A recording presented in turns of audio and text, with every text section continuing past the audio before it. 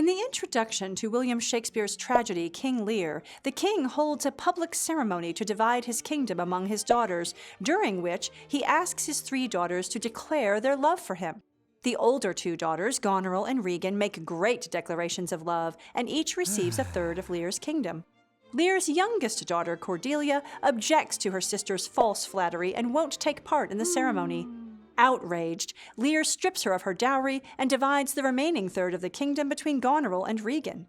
The King of France accepts Cordelia as his wife without a dowry or her father's approval.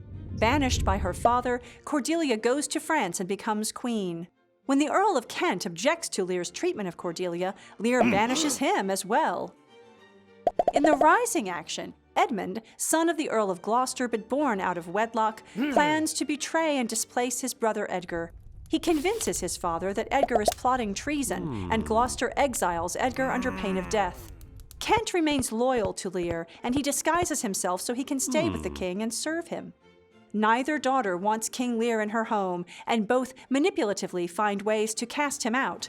Lear finally rages off into the night and ends up wandering in a terrible storm accompanied by his fool. When Gloucester tells Edmund that French forces have landed in England to help restore Lear to the throne, Edmund betrays his father by telling Regan, Goneril, and their husbands that Gloucester is working with the French. When the Duke of Cornwall, Regan's husband, discovers that French forces have landed, he and Regan punish Gloucester by gouging out his eyes. Gloucester, now blind, is turned out to wander through the countryside. Edgar, disguised as poor Tom, a beggar, finds and guides his father, who asks Edgar to take him to the high cliffs of Dover so he can jump off and commit suicide. Edgar says he will, but he leads his father instead to a low ledge and tricks him into thinking he has survived a great fall. Cordelia returns from France and joins forces with Kent. She takes care of her father as a battle looms between French forces supporting Lear and rebel forces led by Edmund and backed by Regan and Goneril. Lear largely regains his sanity. Edgar kills Oswald, Goneril's steward, when he tries to kill Gloucester. Edmund's forces capture Lear and Cordelia. Edgar reveals his identity to Gloucester, who dies of grief. Edmund sends Lear and Cordelia to prison with orders to kill them. Albany charges Edmund with betraying the king and says he'll prove Edmund's treason through one-on-one combat. In the climax of the play, Edgar appears as an anonymous knight and volunteers to fight Edmund, wounding him mortally and then revealing his identity. Edmund dies a few moments later. Goneril poisons Regan and stabs herself. In the falling action, Lear enters carrying Cordelia, who has been hanged. Lear and his fool also die. In the resolution, Albany tells Kent and Edgar they will rule the kingdom together until order has been restored.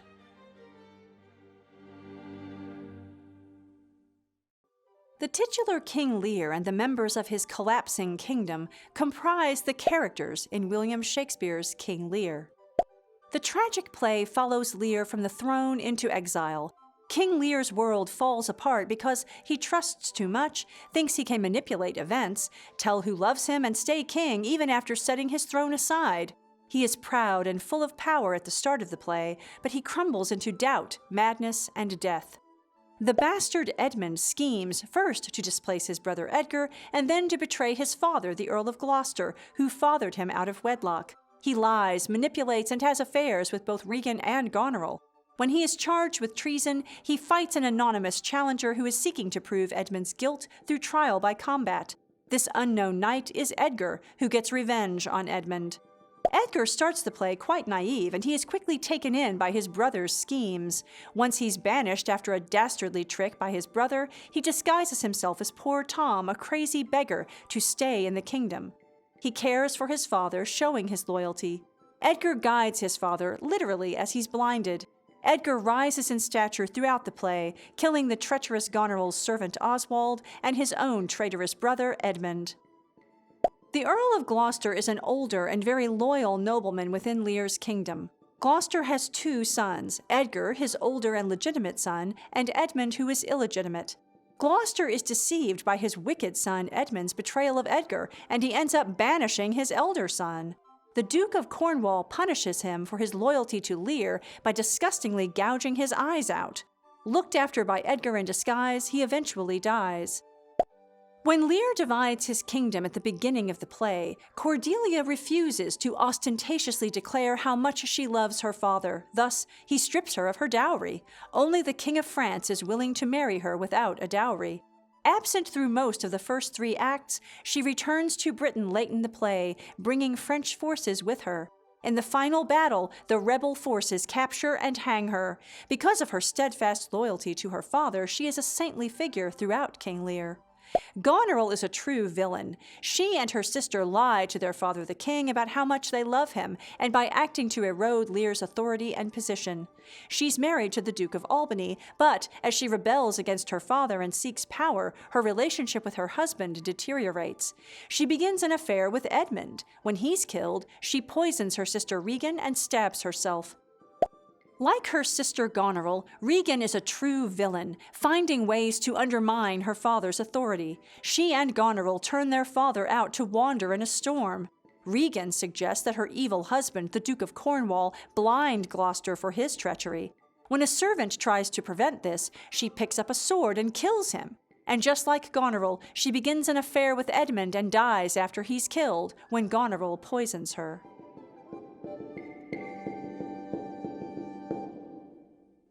The crown, the storm, and blindness are the forces at work in the symbols of Shakespeare's play King Lear. King Lear divides his kingdom and sets aside his crown. In Act 1, Scene 4, the Fool shares an extended joke with Lear about crowns. The Fool splits an egg in half, producing 2 crowns, that is, the 2 halves of the eggshell, which, considered separately, constitute nothing of great value. The Fool explains through this extended metaphor that this is what Lear has accomplished by dividing his royal crown between his elder daughters, and that he was an idiot for doing so. The storm is another crucial symbol, as some scenes in King Lear take place during a powerful storm, one that is also deeply symbolic of the savage disorder in the kingdom. Lear equates the storm's violence and destructiveness with his daughter's treatment of him. Wandering and soliloquizing during the tumultuousness mirrors the play's beautiful turns of phrase spouted by characters in inhabiting a collapsing kingdom. Blindness, the inability to see, is a symbol that appears throughout King Lear. The disability is sometimes literal and temporary, for example, Lear's inability to see through Kent's disguise. Blindness is sometimes literal and permanent, as when the Earl of Gloucester's eyes are gouged out. These instances of literal blindness are also symbolic, and other instances of blindness are completely symbolic. These include Lear's inability to see Cordelia's love, or Gloucester's inability to see his son Edmund's treachery.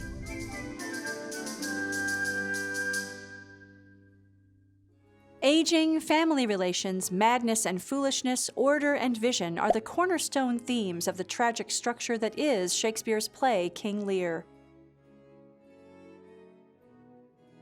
Everything that happens in King Lear occurs because the king is old and weary. His decision to divide his kingdom and step down sets all action in motion, and much of the tragic irony in King Lear revolves around aging. The king, who admits to being old and tired, wants to retire while retaining all the privileges of being a king. His elder daughters think he took too long to step down from the throne. This tension between a younger generation's loyalty to a patriarch versus that generation's desire for power is visible not only in Lear's daughters, but also in the way Gloucester's son Edmund jockeys for early advancement. King Lear addresses family relations, including those between children and fathers and between siblings themselves. A ruler's decision to relinquish his position and depend on his children's love would be fraught in any situation. But in the play, where the decision entails dividing a kingdom, the family intersects with the social order. Family relationships have legal and emotional repercussions. Gloucester laughs about fathering Edmund out of wedlock, although his son's illegitimacy becomes a source of tremendous suffering for his entire family later. Lear doesn't just want his daughters to simply love him, he demands that they publicly proclaim their love.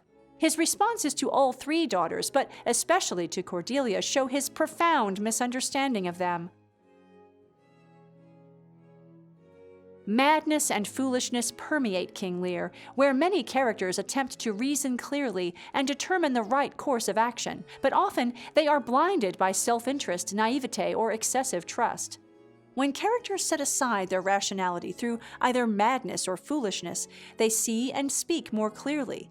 The king's fool is the first to do this. He accurately and bitterly diagnoses the situation in the kingdom, taxing Lear for his misjudgment. In dividing his kingdom, Lear disrupts the order of his nation, his household, and his family. Lear's fool provides commentary on this disruption of order many times. Historically, it is one of a court fool's roles to comment on events no one else can address, but in King Lear, the fool must do so throughout the play. And the play comments on disorder in many other ways, like how Cordelia and Kent are loyal to Lear, but he banishes them. Vision is a major theme throughout King Lear. Shakespeare explores this theme in literal and symbolic ways. These explorations begin in the play's first scene. Before Lear ever appears on stage, other characters, Kent and Gloucester, discuss changes recently seen in him. Lear later acts as if he can see into his daughters' hearts, but he quickly shows he cannot penetrate their words or Kent's disguise. And then there's the Earl of Gloucester's eyes being gouged out. His loyalty to the king is seen through to the end.